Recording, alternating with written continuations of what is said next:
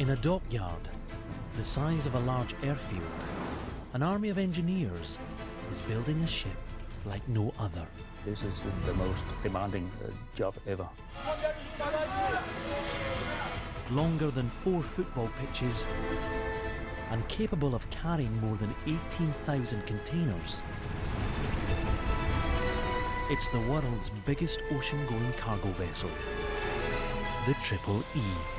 The first vessel in the series, we can definitely not afford being delayed. They have just 38 weeks to build and trial this monster. This is nuts on. What is going on here? We also have to make sure that we're getting it right, because we only have one try. If you're not improving by tomorrow, we will stop your work. This is the exclusive inside story of the men and women racing to build the world's biggest ship.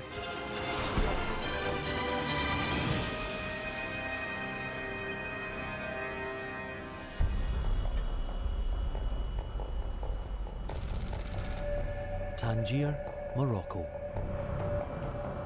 A giant container vessel is being loaded up with 12,500 containers.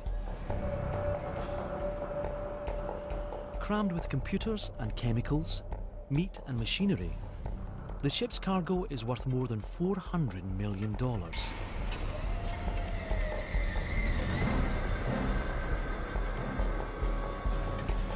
She's one of more than 600 vessels owned by Danish shipping giants Maersk Line, the largest shipping company in the world.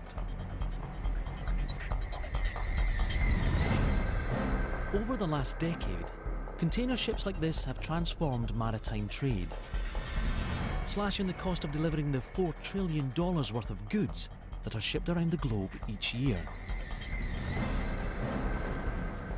Your shoes, your shirts, your jackets, to a lot of what you use in the everyday, your iPad, your electronics, most of it has been brought here by a container ship. One of the most important trade lanes connects Asia with Europe. It's a highly lucrative maritime superhighway, accounting for a staggering $316 billion worth of business. To maximise their revenue from this critical route, Maersk Line are about to build their biggest ship yet.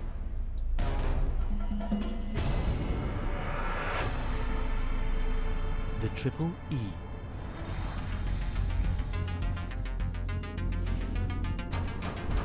At 400 metres long, the Triple E will be the world's biggest ship. A steel leviathan, powered by 2 enormous engines, each capable of delivering more than 40,000 horsepower.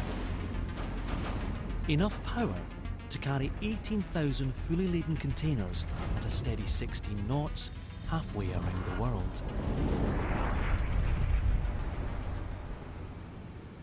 This is where the Triple E is being conceived. Maersk's headquarters in Copenhagen. The design genius behind her is naval architect Troels Posberg. I've been involved in these vessels from the start, so of course the vessels is part of me and I'm part of the vessel. So it has come to the stage where all our desktop exercises now become real. Despite Denmark's shipbuilding heritage, the company have decided not to build the Triple E on home turf.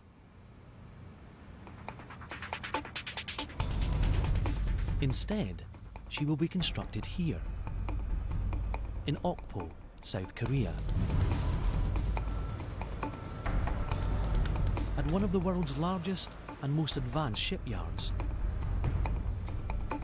owned by construction giants DSME. More than 40,000 workers churn out over 70 ships a year here. 0.144, very good. But building the Triple E will test even their skills. No, we're not planning just to build one ship. We're planning to build 20 ships. The first vessel in such a series is the biggest challenge. It's enormous investment, and we need to make sure that it really pays off in the end. To do so, Maersk are sending an elite team of engineers to join forces with the South Koreans. We need to divide two teams, port and starboard. Their task, to build the first Triple-E ship in just 38 weeks.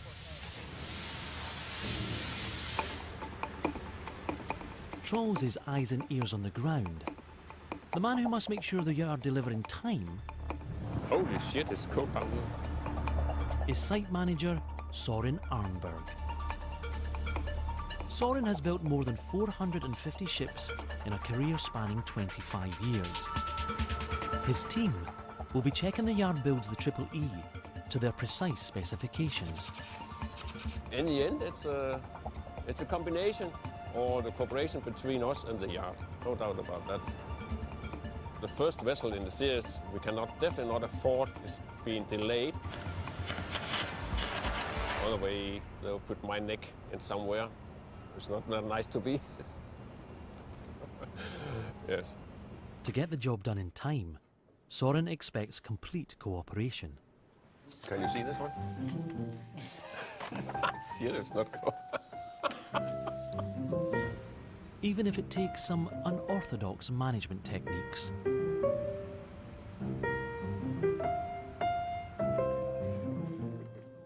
I got it from a friend in Copenhagen. Sometimes I'm very bad-tempered, so he found it was good to have something I could react on. And then he sent me the Ho돌í, so I could place the good needles in the person I was not completely satisfied with. It has worked so far, I would say. Except for my wife. It's not working when I'm using her for her. Yeah, I've previously had a reputation, yes, for being very strict and very hard. But I think I have eased a little when I'm getting older, so now I consider myself as a pleasant person. First stage of this gargantuan build, assemble the Triple-E's huge hull. The structure around which the rest of the ship will be built. Building the hull will use more than 50,000 tons of steel. Working alongside Soren to make sure all goes to plan is fellow Dane Peter Bertelsen. This is the biggest hull on any container vessel ever. We also have to make sure that we're getting it right, because we only have one try. First inside. In his career, Peter has built some 40 ships, but nothing on this scale. There's a certain amount of pressure to get things right, because there's a certain amount of publicity around these vessels, so they have to be correct and they have to be delivered on time. To assemble the hull as fast as possible, Peter's team is using an ingenious technique. In the past, ships were built from the bottom up, a bit like building a house. But this method was extremely slow. So workers are building the Triple-E's hull from end to end, using 24 prefabricated sections called mega blocks that are welded together. It takes 2,200 tons of steel to erect each mega block. The reason for mega blocks is it's to reduce the time we use in a dock, because that's the biggest time constraint. The first block needs to be in place in the dock in just 5 weeks' time. To cut this much metal this fast, they're firing up a unique machine. The plasma steel cutter. It uses gas, superheated to 16,000 degrees centigrade, to melt metal in milliseconds. It is a big day. It's the very beginning. Now it means that we are starting the ship now. An army of robots welds the first block together.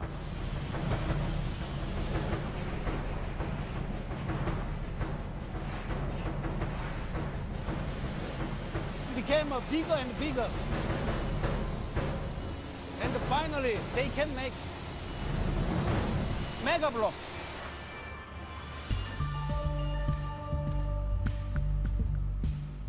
After 5 weeks of extreme cutting and welding, the first enormous mega block is finally complete. Now the job of assembling the world's biggest ship can really get going.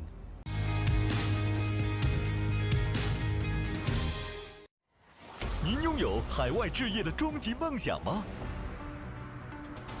全球首档华人海外置业真人秀《环球梦想家》第1季招募正式启动。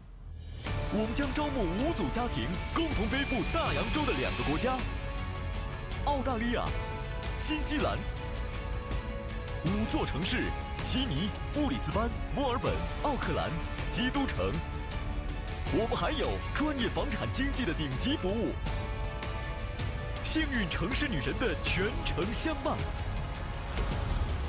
祝您完成置业任务，实现海外梦想，更有机会赢得购房基金10万澳元。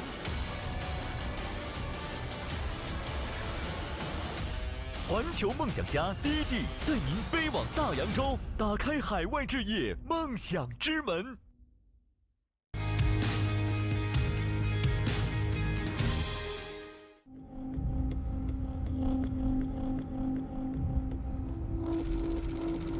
In Okpo, South Korea, there are just 33 weeks left to finish the world's biggest ship, before she sets sail on her maiden voyage. The team building the record-breaking Triple E are about to move the first piece of her huge hull into dry dock number 2. This is a key moment, a milestone known as keel laying. The first keel, when you put that for the first new series, that's a new beginning. That's a new, now we are getting on. Now we are from block stage, now we're into dock stage, now we are assembling the vessel, we can see something happening, really happening. Now we're gonna see the vessel is getting bigger and bigger. It's a big day, so Peter and the rest of the team are fueling up. I think there's a big moving day today, and it took like half an hour to get out there. These guys who are transporting the blocks, they get bored. Let's move some blocks. And then they start moving from one end to another just for fun. They've been laying here for too long, they just got a little rust along the quayside. No good. Start moving. Or maybe they just move the blocks so they make sure that the guys on the bicycle get some exercise. That could be also. The block they need to lift into place soars over 30 meters high, as tall as a 10-story apartment building. It will sit just in front of the engine room. It's enormous. Dock 2 is surrounded by water, so it can be easily flooded to launch the ship once complete. To reach the dock, the block needs hauling from the quay across the water. This calls for a special type of crane, one that floats. Mounted on a pontoon, this monster can lift up to 3,600 tons. 아니 잠깐만. Its captain is Oh Sung-jin. 우리가 바다니까 바람이 제일 영향 많이 받거든. 물건이 높다 보니까 크다 보니까 바람이 이 배가 힘을 못 줘. 우연에 사람 있나? One moment of carelessness, and the giant hull section could end up at the bottom of the harbour. But Captain O also faces another challenge. Each block weighs 2,200 tons. As it's lifted, there's a risk the block could tip the crane over. To prevent this, the crane has an ingenious system of ballast tanks inside. Just before the lift, Captain O's team fill the tanks with exactly the right amount of water to counterbalance the block. This causes the crane to tilt backwards until the block pulls at level, at which point they can begin the move. 그런데 만약에 발라스트 기능이 없으면 배가 우리가 블럭을 인양을 했을 때 배가 앞으로 처박히지 않습니까? 그러면 안전상에 문제가 많죠. 노을이 있지 당연히. Captain O's team begin filling the tanks. 10개. Little by little, the rear end of the crane tips back. 5개.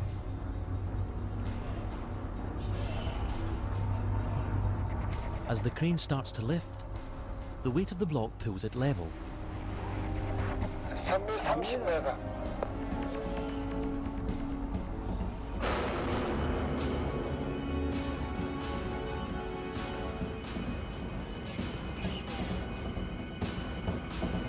이번은 고가 차고 가고. Now, Captain O can fire the crane's thrusters into reverse and ferry the block over to the dock. 자연해봐라. It's getting slowly there. 동쪽으로 돌아가면 되겠습니다. Tugboats push and pull the crane to keep it steady in the swell.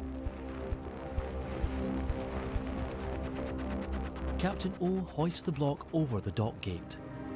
그러고 이번은 사람 2명만 지원 좀 해주세요.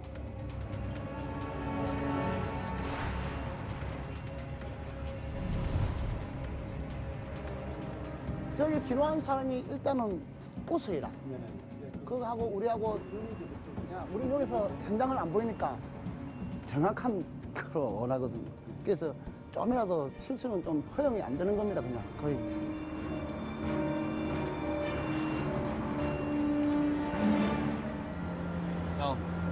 After a tense few hours, the mega block finally touches down inside the dock. Please step forward. The success of the move is an excuse for a proper, if very Korean celebration. For the rice cake, we will cut it in 4 pieces and then throw some of the rice cake into the hull, which we good luck for the vessel. It's the first time I've seen it normally with champagne, but here's rice cake at DSME. I prefer the champagne. The rice cake is a little too sticky for me. And now the real work will start here in the dry dock, building up the vessel. And we have a very, very busy time from now on. With less than 33 weeks to go before the Triple E's maiden voyage, the clock is ticking. Over the next 2 weeks, the team lifts 3 more massive blocks into Dock 2. I've tried to take some pictures to send home for the people in Denmark, so it's easier to take pictures and send home, so you can see the progress. It's anti-shake, yeah, for an old man, so that's very good.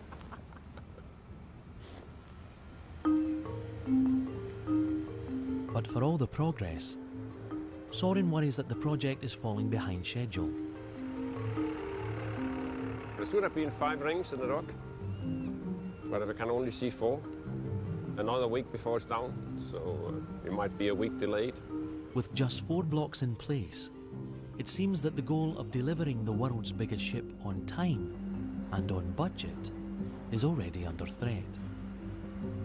I'll probably roast my ass if I'm not getting these vessels delivered in time.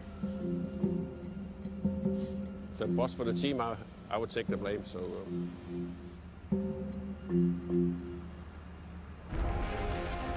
Assembling the Triple E's hull from blocks might look straightforward.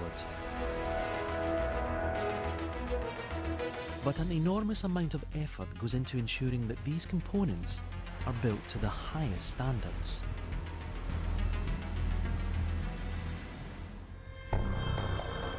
One of the biggest headaches for the Triple E's designers is the threat posed to the ship's elongated hull by large waves. Fully loaded, ships like the Triple E can have up to 3 times their own weight in cargo, pushing down on the hull. These forces are magnified by the effect of waves hitting the ship. As the crest of a wave passes along the ship, it pushes it upwards, an effect known as hogging. As the trough of a wave passes along the hull, it sucks it down, causing it to sag. These forces, pushing and pulling on a ship, can be great enough to split its hull in two.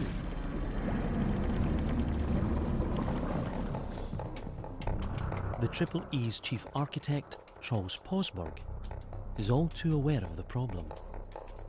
If you scale Triple E down to the same size as a beer can, then it's actually having a thinner shell than the beer can.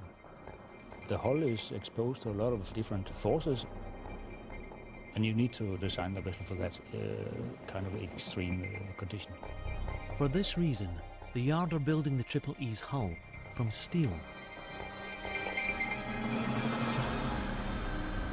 making it both strong and, crucially, flexible.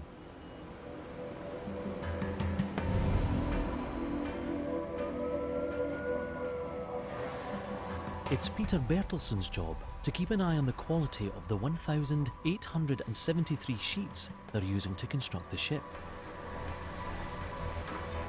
This is what I do for a living, bouncing.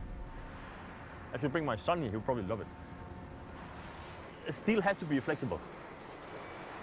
If it's too brittle, it will break in two and sink.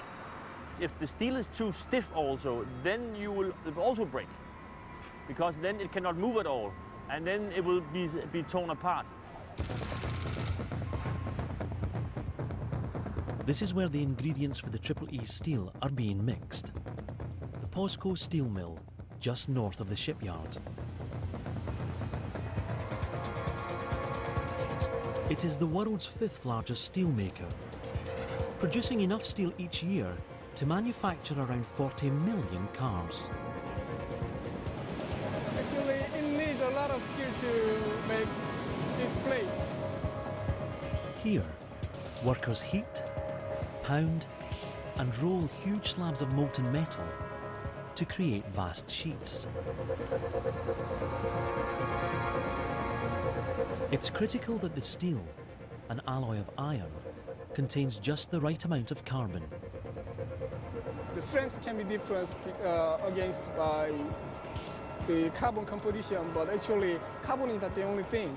We also control magnesium or nickel and low sulfur. Once cool, the factory transports the sheets to the yard for Peter to sign off. Look good, no problem, good quality. But as the steel piles up, the team somehow need to get the build back on schedule.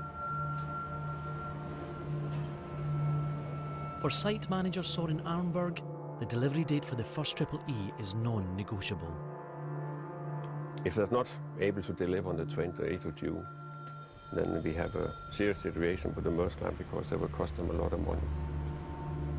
If we're not getting what we want on Monday, then definitely a certain person will set up on my voodoo doll. It's vital the yard find a way to get the project back on track, and fast.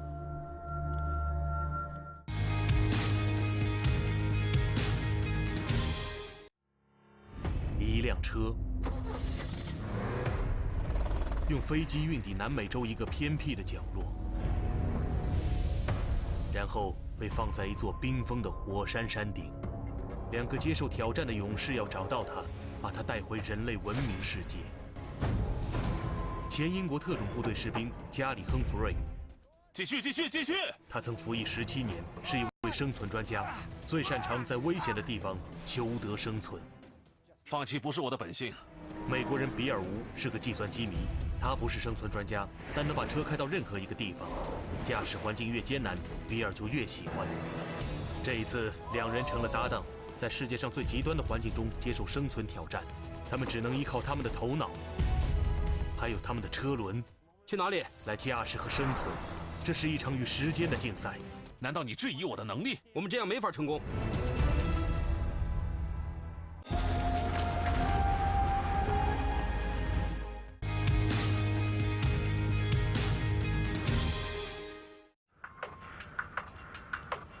South Korea, and in one of the world's largest shipyards, an extraordinary vessel is coming to life.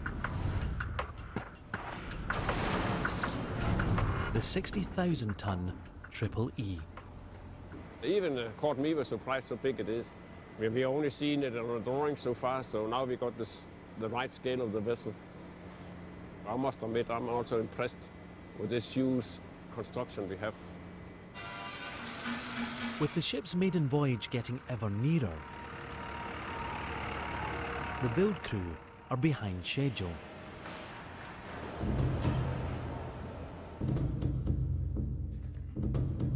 To get things back on track, site manager Soren calls an emergency meeting with the yard's Korean production team. Unfortunately, with big sadness, found out that you are behind schedule. Mr. Lee. You are behind schedule at the moment. Behind schedule? Yes, you are. This first vessel, there's not an option to delay the vessel.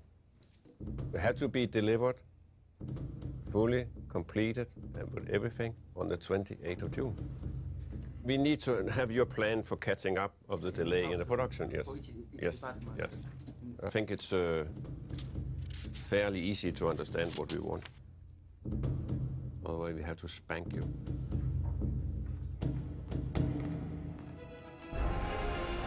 Luckily for the yard, the next phase of production promises to be a good deal quicker than the last.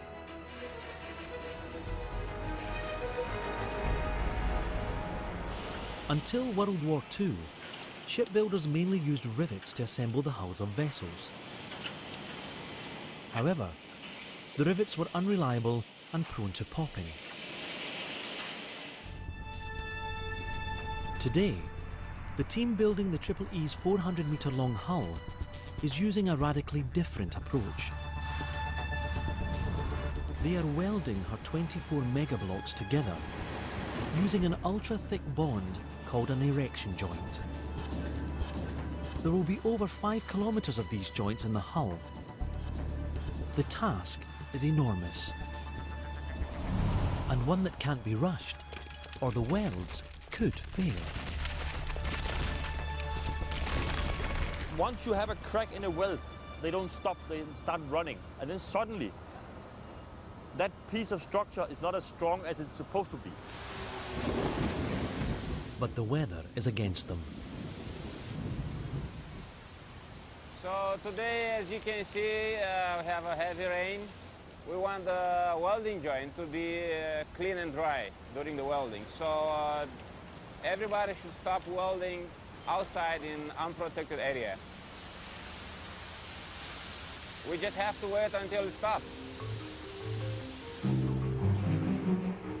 After 3 days of heavy rain, the sky's clear, finally giving the yard the chance to catch up. They have to make up for the lost time. To weld the megablocks together by hand would take around 20 passes.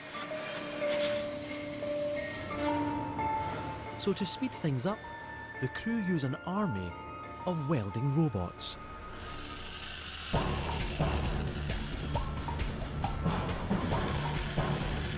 It's a very fast method of welding, and that's why the yard are using it. These electro-gas welding robots need just one pass on each joint. They melt the steel seams of the megablocks together in milliseconds, creating a watertight join. Before Peter can sign off on the welds, they must undergo a series of tests. The welding has to be perfect. The structure of the metal changes when you heat it again and again and again. So the weldings will always be the weakest point.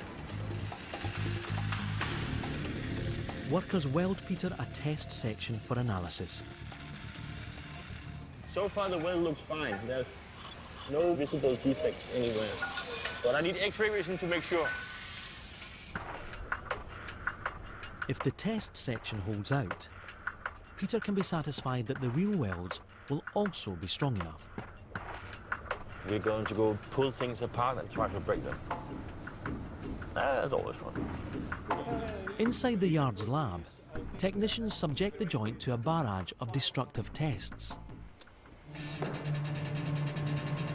It's bent, stretched, and snapped before the final, most critical test.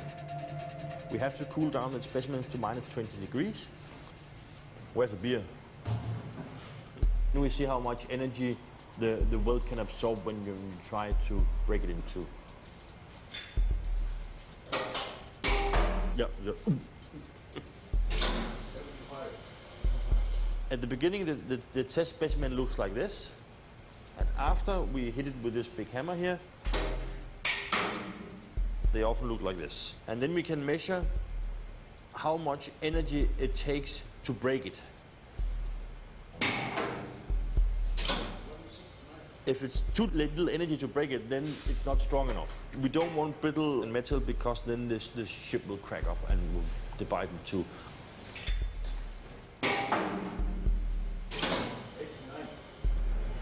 The test weld passes, convincing Peter the real welds will hold out. Done as expected. Yeah. With the help of the robots, the yard gradually claw back the lost time, welding a further 7 blocks together over the next 27 days. Bringing the build back on schedule. Last week we was a little worried about the process because according to the old schedule it was 1 week behind. Quite confident now.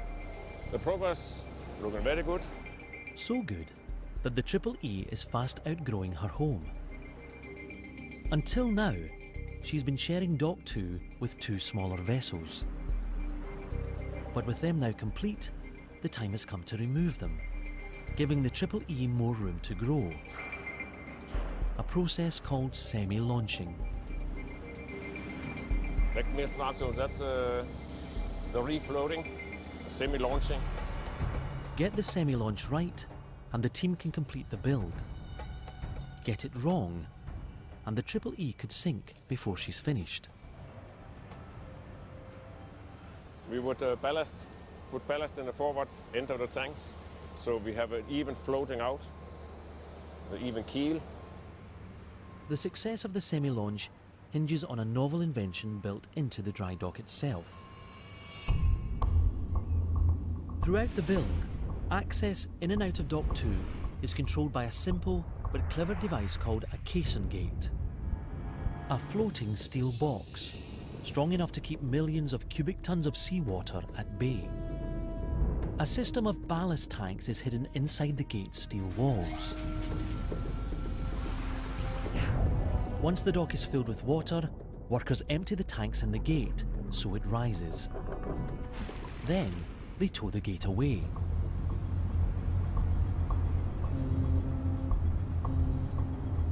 To reseal the dock, they repeat the process in reverse. As they fill the gate's tanks with water, it sinks back into position, allowing them to pump the dock dry again. Inside the gate's control room, Peter makes his final checks. You can control the amount of ballast in the tanks. There's a valve in both ends of it. So you can open these and then you can fill up the dock. And they're all closed.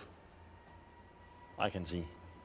That's good because otherwise it'll be fairly wet in the dock. Here you can see the big valves in the dock gate. They open these valves and then the dock will be flooded. Very easy, gravity. With everything ready, the crew opens the valves.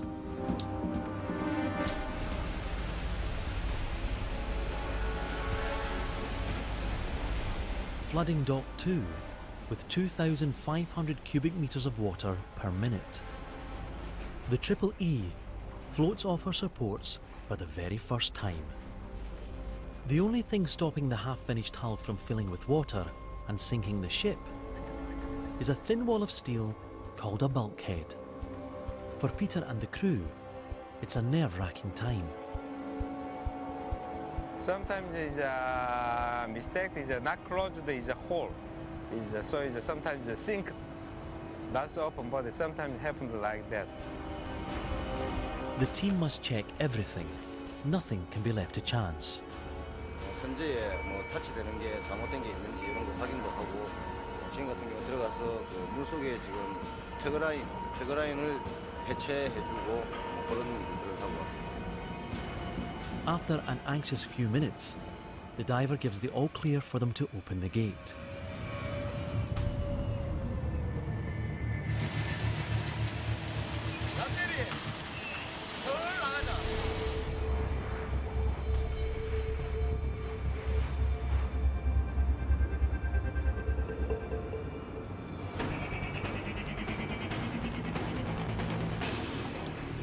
It takes 2 tugboats to pull out the half-finished hull.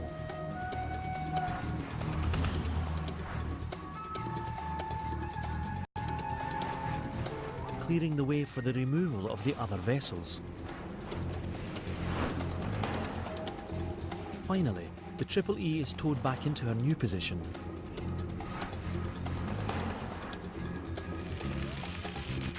Before the dock is once again sealed shut and pumped dry. It's an important milestone for Peter. I'm very pleased. Actually, it looks good. It's well done and it's on time. 11 weeks into the build, the Triple E's hull is more than half complete. But the furious pace is taking its toll on relations with the yard. We had some arguments about the schedules. We thought they were behind schedule. They claimed they're not behind schedule. Site manager Soren has a plan to rebuild bridges. Tonight, we have invited the production partner out for a little dinner, together with some beers and soju, so we can get to know each other far better than we have done previously. At Ogpo's premier barbecue restaurant, the serious business of building the world's biggest container ship is put on hold, as the Danish and South Korean crews settle down to some serious bonding.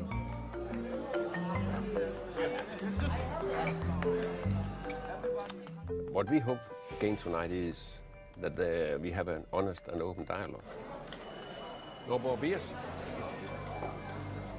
I'll keep a distance because I know I'll be very sorry the next morning I've done too much. Cheers, again. Now we're getting drunk again or what? That is the engineer's hat. Is that because it's dirty? No, that's not an engineer's hat. Too soft.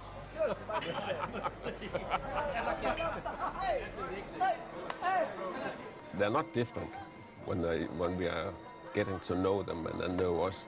Engineer's hand. Engineer's hat. Yeah, that was better, yes. Cheers. Cheers. Cheers. By the end of the evening, Soren is satisfied. He's achieved his goal. I would say, in a sense, we would call it bridge building. Yes, so we start from one end each, so we would meet in the middle.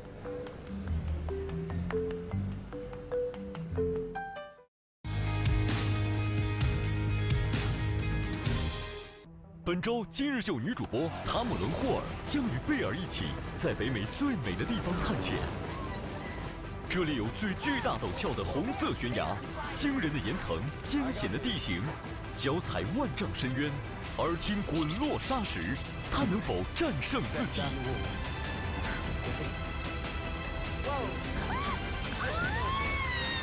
荒野求生全明星》第5集，9月11日周五晚21点播出。 I'm Bear Grylls. I'm going to show you what it takes to get out alive from some of the most dangerous places on Earth. I've got to make it through a week of challenges in the sort of places you wouldn't last a day without the right survival skills. I'm going to show you how to escape with your life from the mother of all deserts.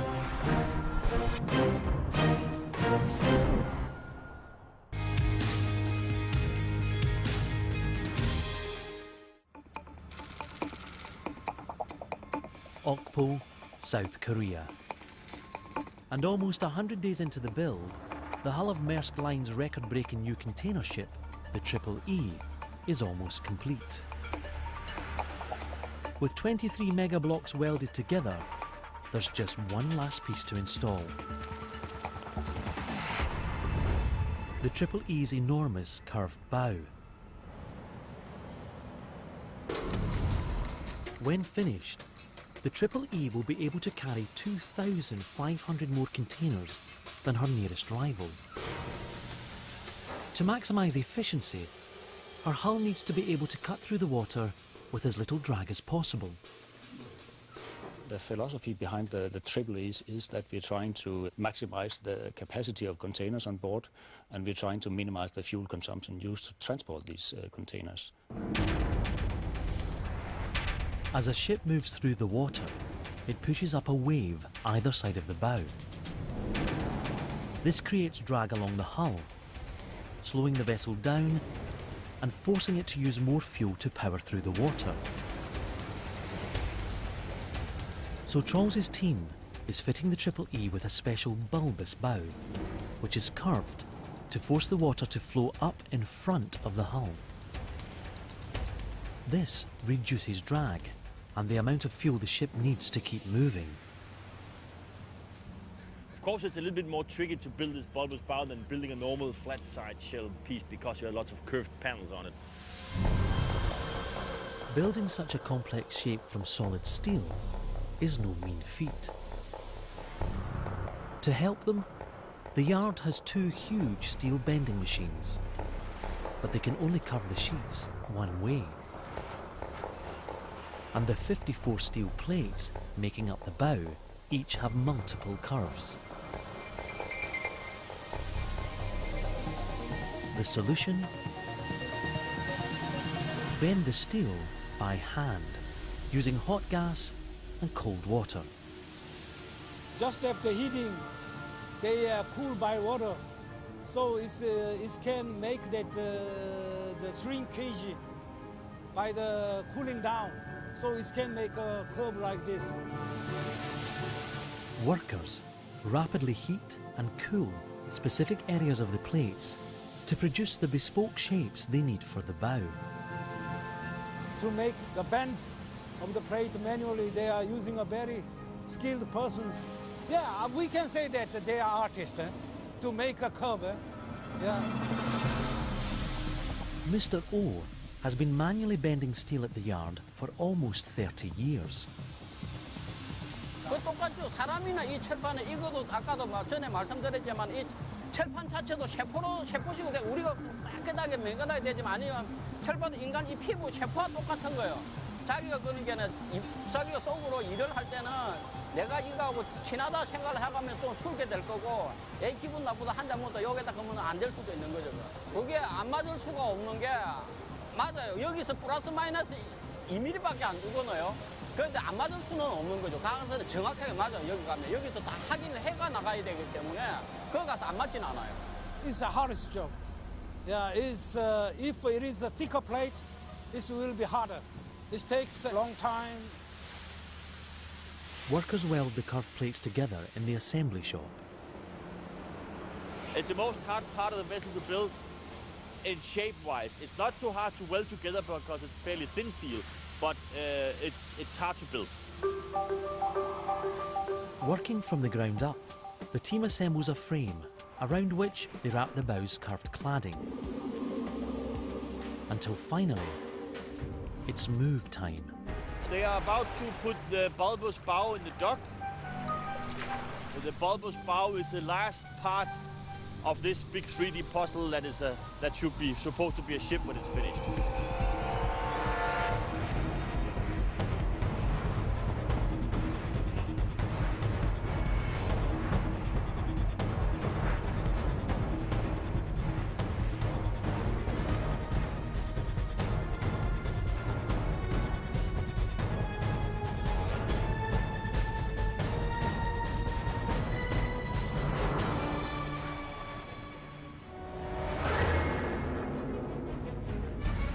Almost 100 days after work first began, the crew welds the last block of the Triple E's huge hull into place.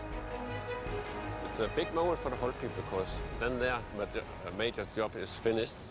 The vessel is welded together, hopefully, properly, and it floats, yes.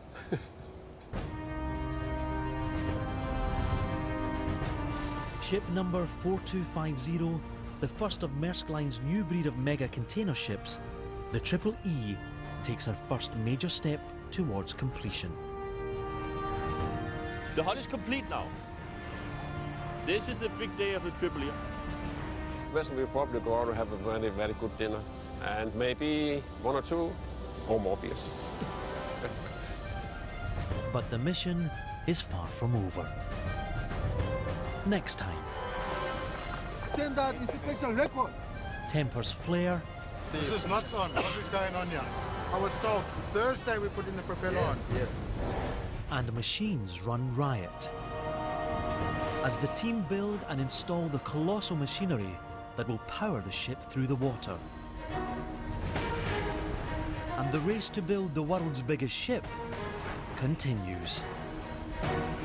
There's no doubt that the time schedule for delivery of all these vessels are very tight.